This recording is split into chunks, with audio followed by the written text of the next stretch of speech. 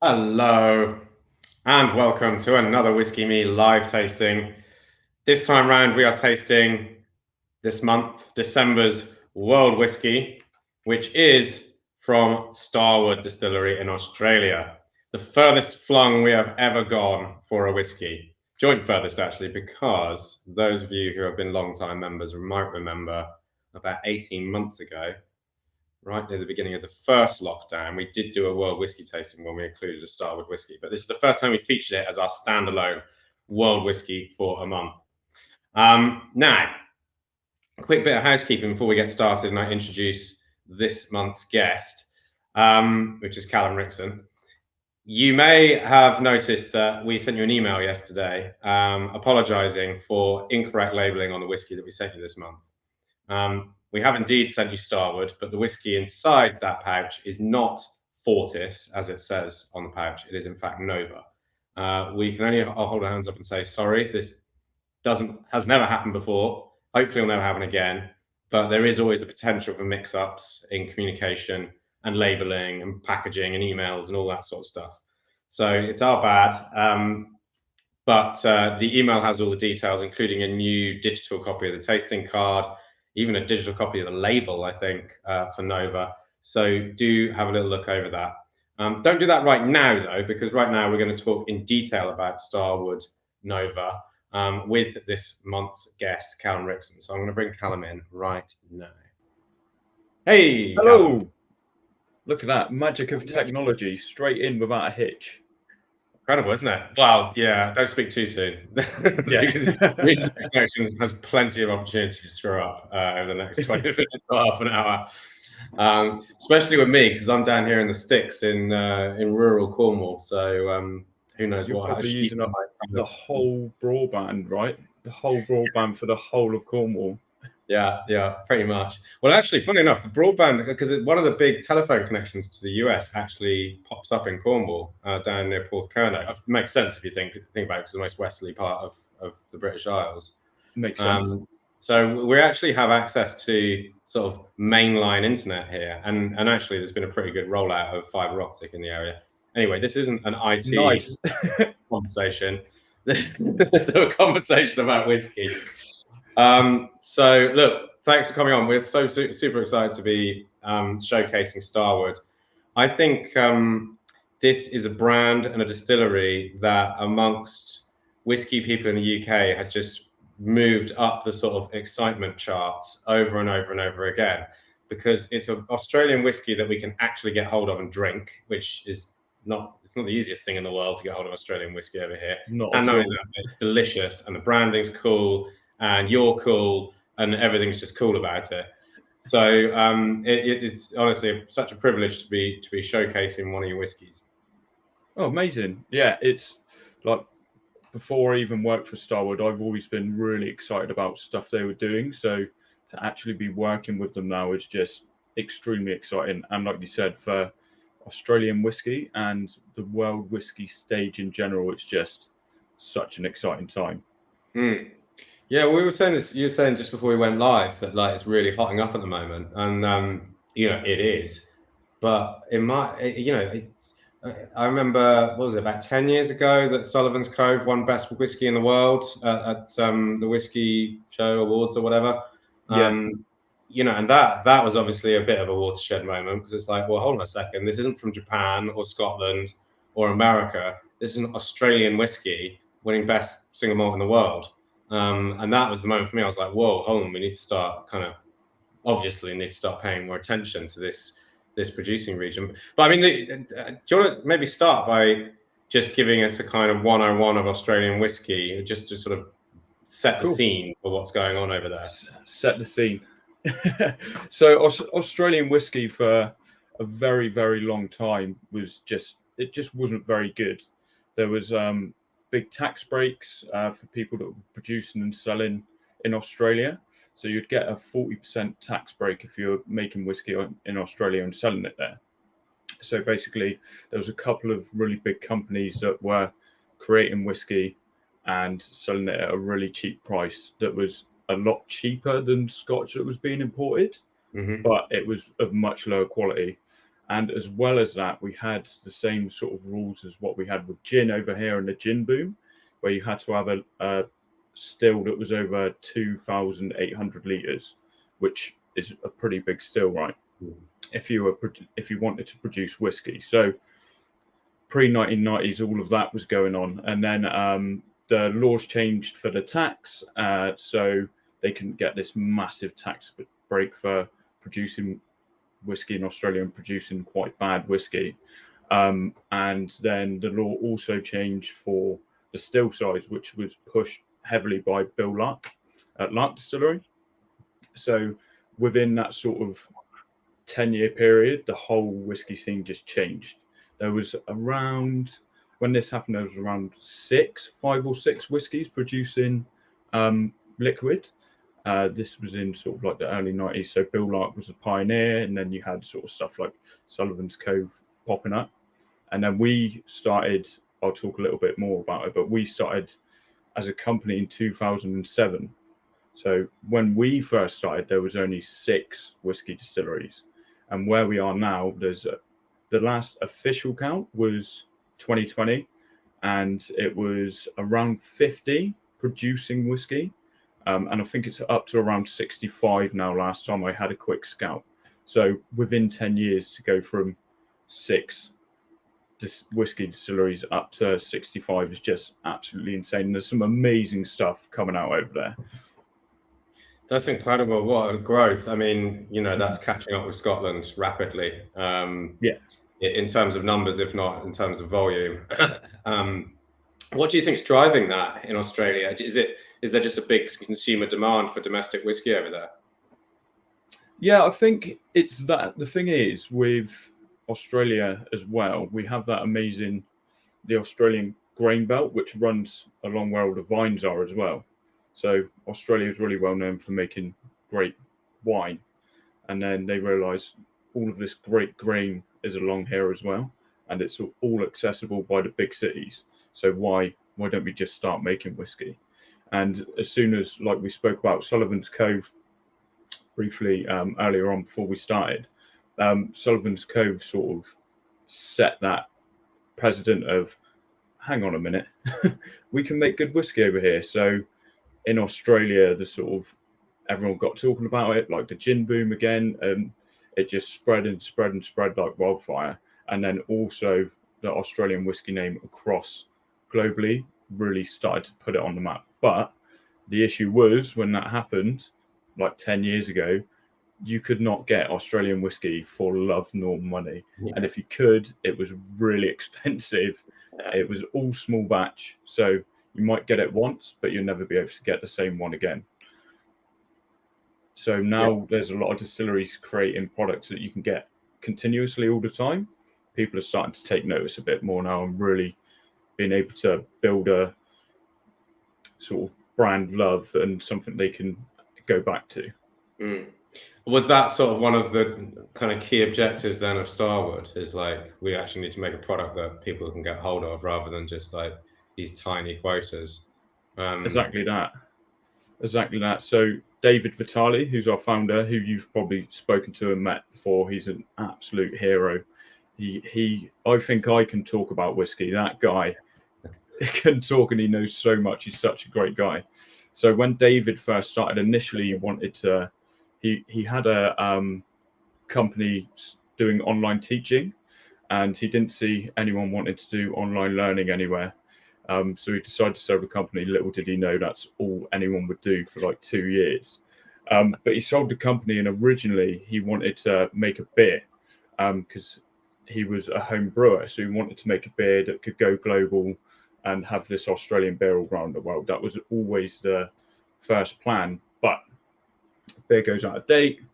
It doesn't travel very well. There's lots of issues that you can have with it. So he went back to the drawing board. And he was sat in a bar one day thinking about what he could do. And one of his friends said to him, why don't we just make a whiskey instead? It's pretty much distilled beer anyway. So when he went and worked with Bill Lark, he always had that idea in his head of making a brand, an Australian brand that you could get all of the time. It'd be really consistent and really tasty. That was sort of his first point of output of Australian whiskey, and it represented Australia as a brand rather than trying to make something that just was like Scotch in Australia. There's already loads of great Scotch. We don't need to make anything like Scotch. We can do our own thing. Well, that's such an important part of it, isn't it? And I think, you know, one of the great things about for our World Whiskey subscribers is you get to sort of see how different places interpret the idea of whiskey, the whole concept of whiskey, what it is. And, you know, there's nearly always a route to putting a kind of local spin on it. And even if it's not done sort of directly through, for example, the use of red wine casks, like you have Starward Australian red wine cask, more often than not, there's something to be found there. It might even be in the flavor profile of the whiskey itself, which sort of speaks to some of the cuisine of that region, you know, and you're like, oh, okay, cool, you're making it taste like that because that's an ingredient that you like to use when you cook, because that's what everyone eats around here. So it's fascinating. And I think, you know, the people that make whiskey is sort of one of the, it's one of the bits of terroir that go into, you know, why it tastes the way it does. But anyway, so back to Starward. And I, you know, we want to talk about red wine casks actually, which I've just brought up myself. But maybe just tell us a little about the early days of the distillery and then where it's got to now, how that evolution has gone.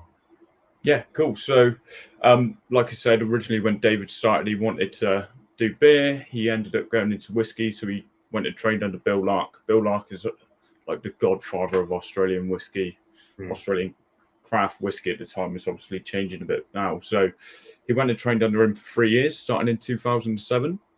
Obviously, the Lark guys make absolutely amazing whiskey. But while he was there, he learned a lot of things that were really good, but things he didn't want to take on to Starward. So he didn't want to do small batch craft sort of thing. He didn't want to take, because at that time in Australia, it was all one batch of grain into fermenters, so on and so forth, distill whiskey, bottle, and that's it. One cask, one run, you won't get it again. He wanted that consistent brand.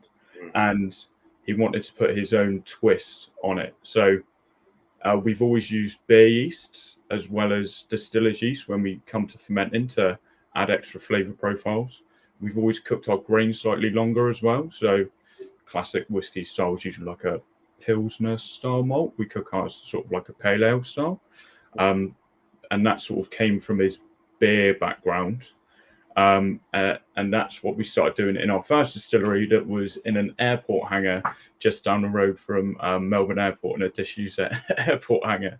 And I've seen some pictures of David back in the day when he first started distilling, which was in 2010. And he looked so young. It was crazy. And the distillery looked completely different. And when we first started, everything we filled into was Apera, so Australian sherry, basically. But there's a couple of issues with that. No one drinks sherry, let alone Australian sherry. So, like, we ran out of casks really quickly. And David literally used up all the Apera casks in Australia, basically. Yeah, pretty much. It did not take long. There wasn't a huge amount of Apera before. What's it like? Is it any good? Yeah, it's great. It's sort of like, it's made from Piccolino grapes. So it's like a really abundant grape over in Australia. I hope I pronounced that right. But it's sort of, it's not as sweet as PX, but not as dry as Oloroso. So it's sort of that in between. It's like sultanas rather than raisins, if that makes sense. Yeah, I like that you can distinguish between a sultana and raisin. I don't think I can, but now I'm going to think about it a little bit more in the future and maybe try and do that. So sort of less caramelized, I would probably say. Yeah. Next time I see you, you'll be eating raisins and sultanas next to each other. I guess sultanas are like less dry, aren't they? They're more juicy than a raisin, right? And they're made out of white grapes rather than red grapes. Raisins red grapes, are they? Yeah. Oh, I didn't know that. Okay. Someone might tell me I'm wrong, but I'm pretty sure raisins are red grapes. Ignore the comments for the next 5 minutes, just in case you're wrong. Don't ruin it. Don't want to get my dream shattered too quickly in this call. So we're filling into the Apera cask. Apera whiskey is absolutely delicious. If you've ever tried Starward Solera, or any of the single cask Apera stuff we've done. It's just absolutely fantastic. But we run out pretty quickly, and we also run out of money as well. So David was approached by Yalumba Vineyards, and they were like, "Oh, hey, do you want to try some red wine casks?" David was like, "Yeah, I would love to. It's a great idea, but I haven't got any money." And they were like, "Okay, just fill them and see what happens." So David, being David, just filled them up straight away. Didn't do too much research into it. Just filled them up with new make and saw what happened. And then obviously testing as we went through. And 2 years later, tried it. And that was when the first sort of what has now become over the years, Nova was born, which is really cool because in Australia, the law for whiskey to be sold in Australia is 2 years old. But as soon as you go global, it needs to hit the parameters everywhere else. So wherever those 3 years now. The rules are, yeah. So, are you still getting hold of Apera casks now, like in small quantities, or is the most of the stuff you're making is red wine? Is that right? Exactly that. Yeah. So originally, when we first started exporting to Europe and UK and America, we had two products. We had Starward wine cask and Starward Solera. You probably had seen them, the old black label ones with the gold print. So those were the two we had. But as soon as we started getting more popular and bigger, the Solera cask just started dropping off, and we just couldn't keep up with it. So now we just release it as and when we've got it, pretty much. Yeah, but I mean, it's interesting that the red wine thing came out as a result of like not being able to get the Australian sherry casks, but I would argue that, you know, ultimately it's the red wine cask that sort of now defines the distillery and is what it's an easier connection to make, I think, to Australia as well. It's like, well, Australia makes great red wine, so you know it makes sense to put whiskey in red wine casks, and so in the taste, I think there's a stronger link there to Australia than there would be in an Australian sherry that no one's really heard of, but may well be delicious. You know? Yeah, I completely agree. I think when David first, well, people back then, people weren't doing a lot of stuff with red wine casks and whiskey anyway. Yeah. There was a few finishes and stuff going around, but they were obviously not fresh red wine casks that we use a lot of. They're obviously a lot of older saturated stuff and just finishing. So it wasn't really a big thing in the industry, whereas sherry obviously was huge. So Apera was the right thing to go to. But I think as soon as David had tried it, the red wine cask, just get that light bulb moment of, oh, this is exactly what we wanted to do as a company, because it represents Australia and Melbourne as a liquid because of that wine and local grain and everything like that as well. Yeah. Well, I mean, from a purely selfish point of view, red wine cask whiskies are some of my favorites. If I was going to name my top 10 whiskies I've ever tasted, I would imagine 3 or 4 of them would be red wine cask whiskies. I'm a right softy for them.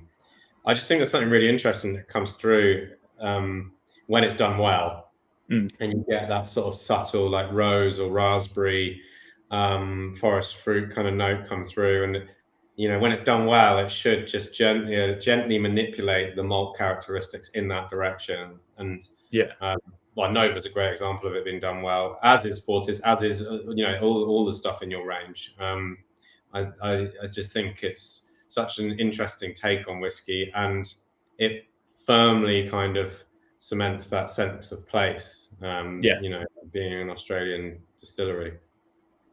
I remember the first time I ever tried Starward when we first opened to the hideout. So I remember getting this. I just bought this. But it was literally when we were first opening, so we were just buying loads of whiskey, just everything we could buy to fill the shelf up. As you probably know, when you open a whiskey bar, it's just like buy everything. And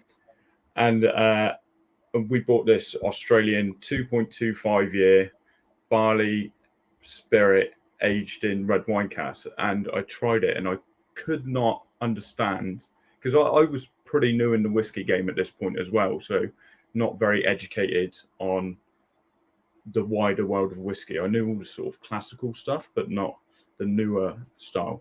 And I could not work out how something at 2.25 years old could taste like it did. And it just absolutely blew me away. So since then, it's just the way the brand's developed since that first release is just amazing to see. Yeah, well, do you know what? I was having a discussion about age and the effects of maturation with a good friend the other day, and Craig Harper, actually, you probably know him. Yeah.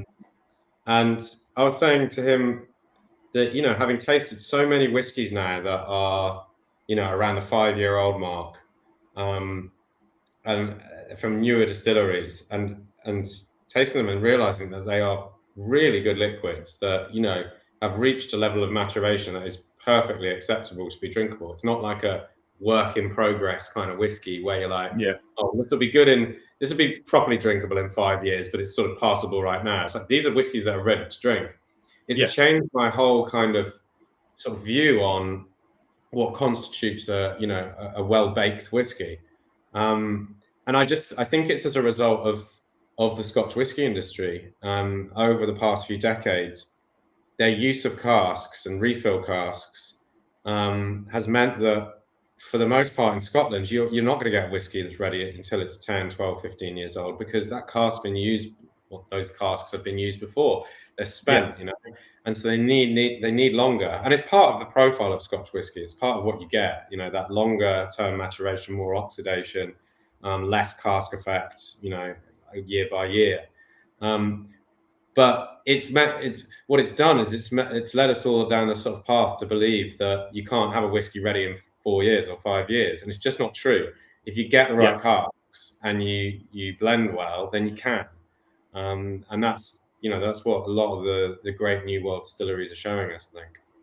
Yeah, for sure. Like, it was just when I first started in whiskey, as I'm sure many other people did, back 5, 6, 7 years ago, and even before then, that what you got told and learned with whiskey was age was better, and the only thing that matters is the water source and the cask. And that is it. Don't worry about what yeast. Nah, that doesn't matter. What type of grain? Oh, that doesn't matter. How long do you ferment? Doesn't matter at all. That's just the alcohol bit. The bit where it all happens is cask. And now everything that's opening up. It's so funny though. They were literally telling us to focus on the least important things, like the water and how long it's aged for. Like it's like an illusionist. Look over here, where in actual fact, all the important stuff is never being talked about. Exactly, for so long as well, and it's some brands are still cagey about it now, and a lot of people who are into whiskey as well are still dead against it. They're still like, no, anything 3, 4, 5 years old is horrible. I had something that was 6 months old the other day from the guys at Oxford Distillery that absolutely blew me away. Really? And the guys at like Circumstance Distillery in Bristol, some of the stuff they've got, because they really concentrate on their mash fermentation and like using weird yeasts and weird grains. They create so much flavor profile there that the aging is almost the secondary part to the flavor. It's really weird, but like I said, world whiskey at the moment and new world whiskey in general, some of the stuff that's going to be coming out over the next couple of years is so exciting.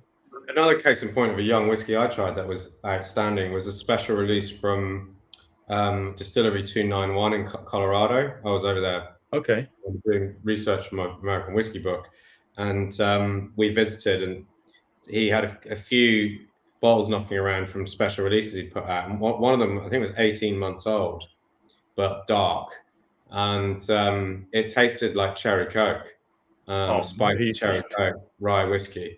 It was unbelievable. And yet this was an 18-month-old spirit. You know, you wouldn't want to have done anything else to it. Take it out the barrel. Don't touch it. Don't mature any longer. Don't do anything. It was perfect. So it just goes to show. But you know, that's one of the cool things. Like, you know, then you find other whiskies in Scotland, for example, because of the use of casks, that you're going to need 15 or 20 years before it reaches its prime, and that's fine too. Exactly that. Exactly that. There's nothing wrong with those old school styles of whiskey that are doing it the old school way, because they're some of the best whiskies I've ever had as well. They're neither's better than the other. They're just different. They're just completely different games, right?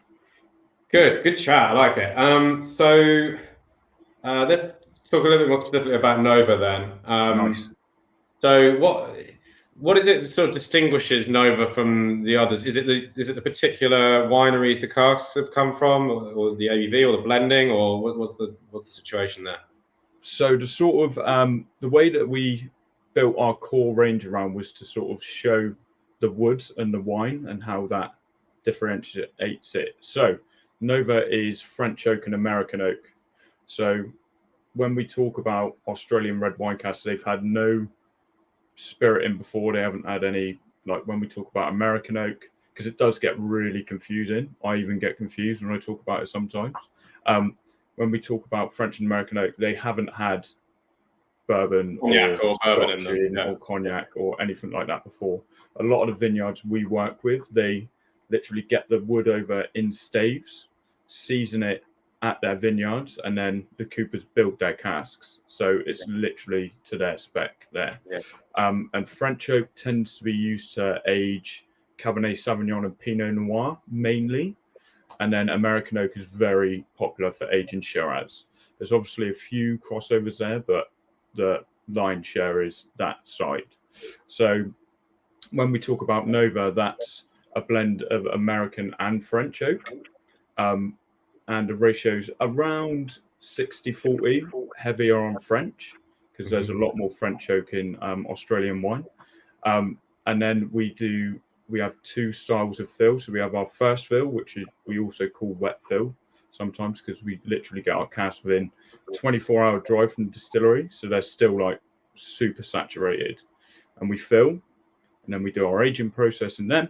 And once we've done the aging for as long as we want in that cask, we disgorge, and then we send them to our coopers. They do a heavy toast and a light char, and then we fill again, and we tend to only fill twice. We've obviously done some experimental stuff, but tend to only fill twice. And then that's 50-50 with that. So French oak and American oak, then 50% first fill, 50% second fill. Interesting, cool. So there's this like wet fill where it's fresh from the winery, and then there's you say a toast and a char to sort of almost resuscitate the barrel, like have another go, mate, exactly. And then in it goes again. Yeah. Well, with that char, it just sort of, with the toast and the char, it sort of just gives them a new flavor dimension, because when we filled fresh fill, they're basically virgin oak with some wine characteristics, right? Because they've only had low ABV wine in, so all of that good alcohol-soluble compound is still in there for us to use. And then when we send them for that toast and char, that's when we get this sort of, if you imagine like bourbon, when they make a bourbon cask and they get that sort of toast and char there, that's when we get those flavor profiles in, which is really cool. Right. Cool, good stuff. Right, well, let's have a taste of it. I think it's probably about time. It's definitely time, I reckon. I've already been drinking it, obviously, because it was a long time ago that I'd waited until the end of the chat to start tasting. Usually I've drunk half a pouch before we even start going live. While we have a taste, we'll get the comments up just to see if we've got any questions. I don't know if you've seen any questions come up. I haven't even looked at them yet. Do you know what? I just realised I've had it clicked on private chat the whole time. So now I can see it. Cool. Do you want to talk us through the tasting, and I'll kind of root through the questions at the same time, and then I'll put a few up after we've had a nose and a taste, and we'll get some tasting notes off everyone watching as well if you want to share any of that. So one of the things, I very rarely talk about tasting notes at tastings with people because I don't like to influence them first, and because I've had it loads of times, I have like my set ones I always think of. But obviously, I can't hear anyone today, so it's fine. But with this, for Nova, this is one that we tend to aim towards a more classical Scotch drinker, right? It's got all of those classical Scotch notes of your like, you get your caramels, you get your classic vanillins and stuff like that. But it sneaks in, because when I first go to it, I get your sort of classic notes, and then you get like yogurty, jammy, raspberry, blackberry notes popping in. And then you get your tropical fruit. Have you ever tried our new make? No. I need to get you some of our new make. So our new make is really, really sort of tropical. So you get like papaya, mango, banana, pineapple on it because of that brewer's yeast we use. Yeah. And then you really start to get that late on the nose. Yeah, there's definitely not that. That's true. When I was nosing it a minute ago, I was like, there is some tropical notes to it as well, which isn't your immediate association with red wine cask. And like you say, that's from the new make, which again, it's something you want in a whiskey. You want that harmony between cask and distillery character. Yeah, and I love the end of the palate. I've skipped over the middle of it, but I'll go back to it. Every time I drink anything from the range, after you get some flavour come through, the tannins just kick in and dry out the side of your palate. It just makes you want to go back in for more straight away. Yeah, which is I absolutely love. That's my weakness with red wine cask whiskies, I think, and red wine actually for that. Yeah. I've definitely started drinking more red wine since getting into Starward. Yeah, do you get access to like super expensive Australian red wine? Do you get sent over now? I wish. I've not been allowed in the country yet since I started with everything that's been going on. So it's been lots of Zoom calls and jealousy of amazing releases that they get that we have to wait a long time for. Oh, you got any plans on getting over there at some point then? Is it still a bit too uncertain? In theory, it should be like mid next year. Hopefully, that's the plan. Touch wood. Great winter. Be nice and wet in Melbourne. Yeah. Well, that's the thing with Melbourne. The climate's mad, isn't it? So it can be really hot and then really cold and wet.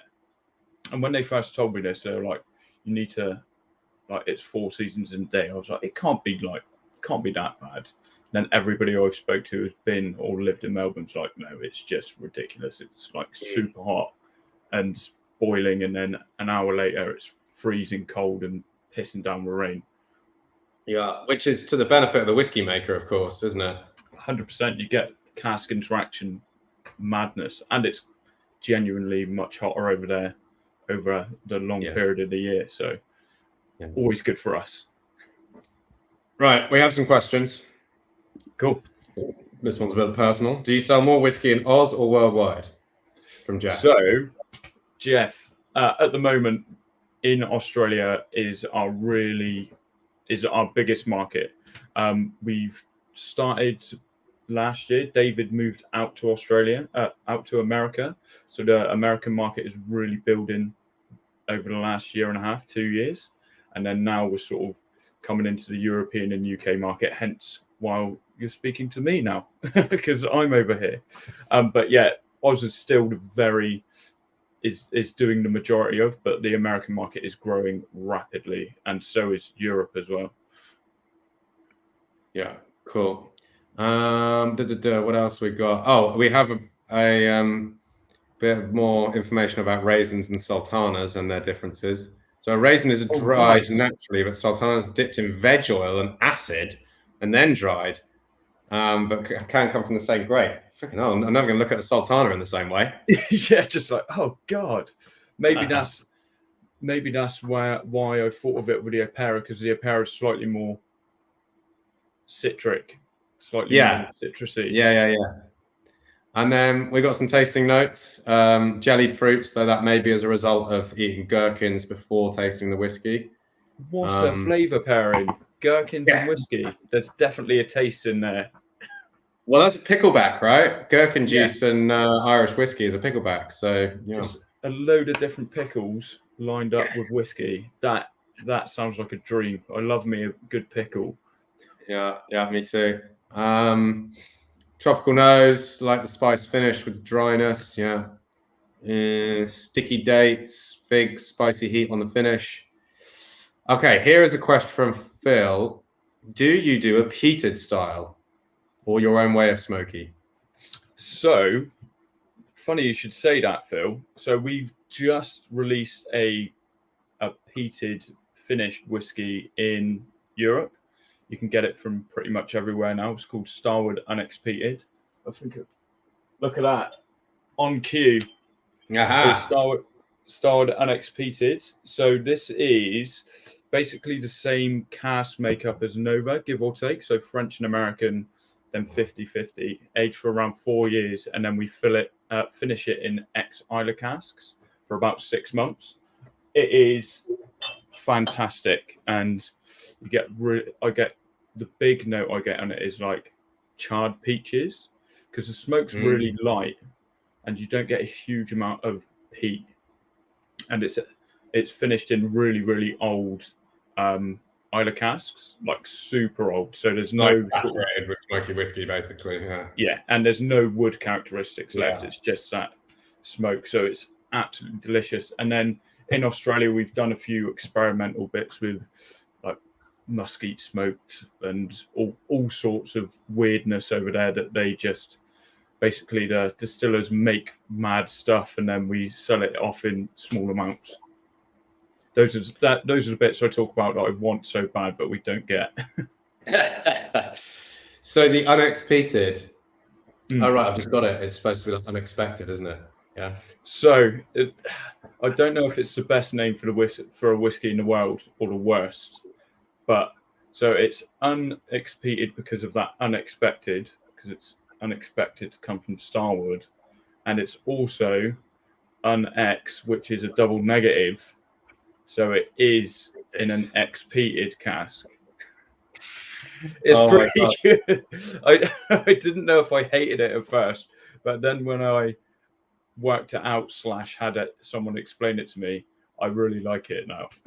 Yeah, there's a lot of layers to it, isn't there? It's either the joke that you have to have explained to you isn't funny, or actually it's so deep and weird that it's just actually quite cool.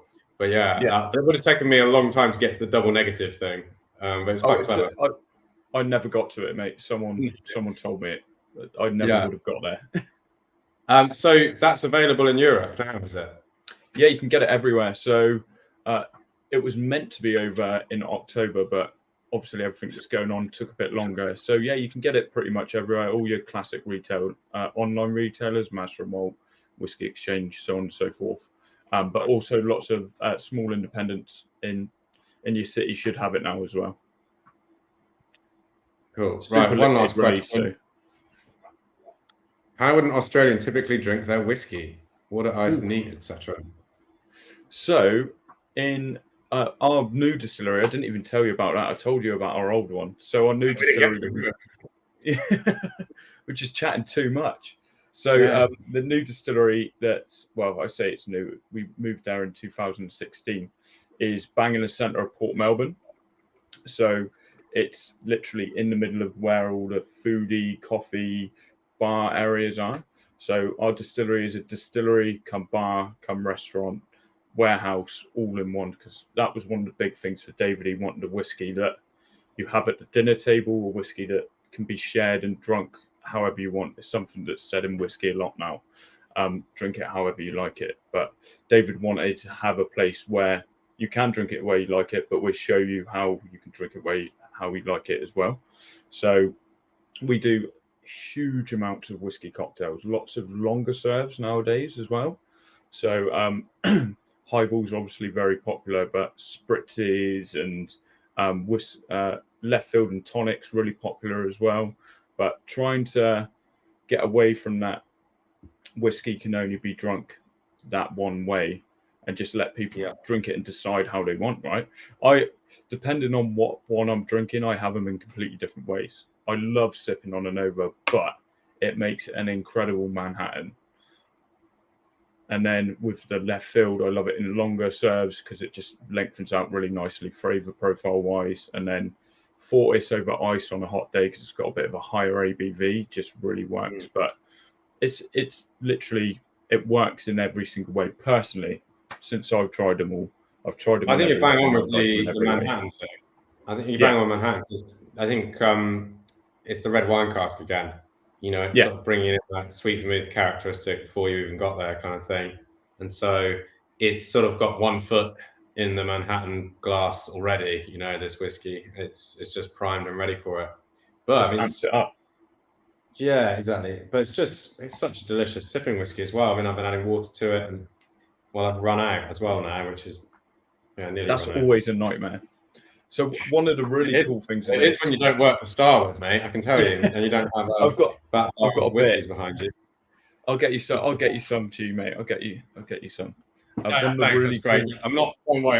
I'm not going too short of spirits here yet. Yeah. But I would love to start with. Well, if you're running low, mate, let me know. I'll send you some over.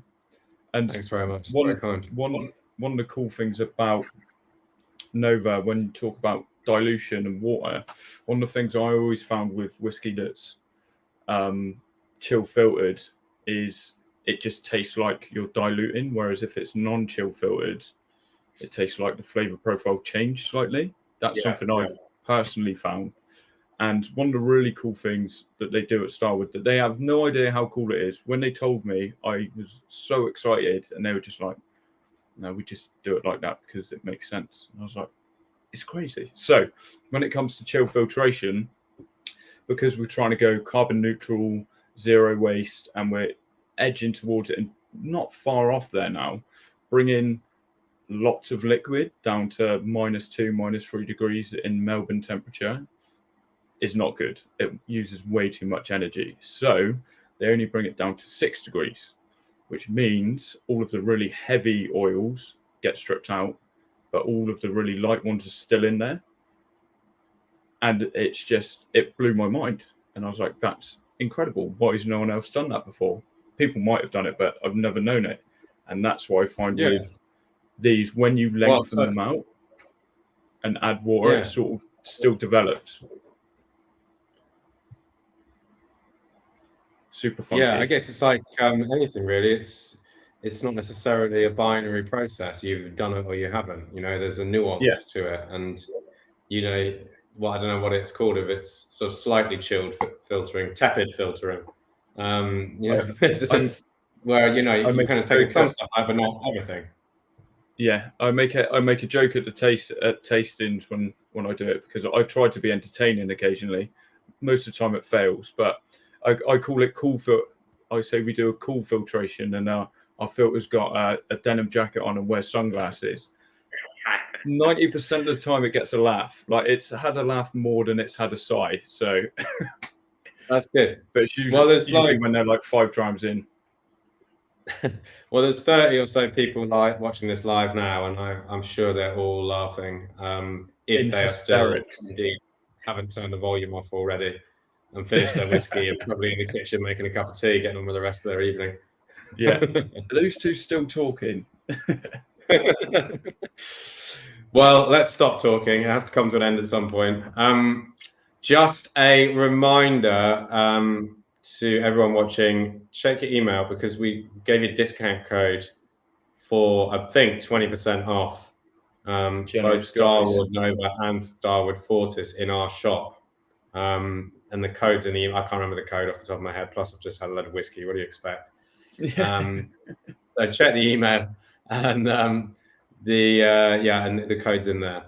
So that's cool. And we are going to do Fortis next year, which is super exciting. So we'll have you back on again, Callum.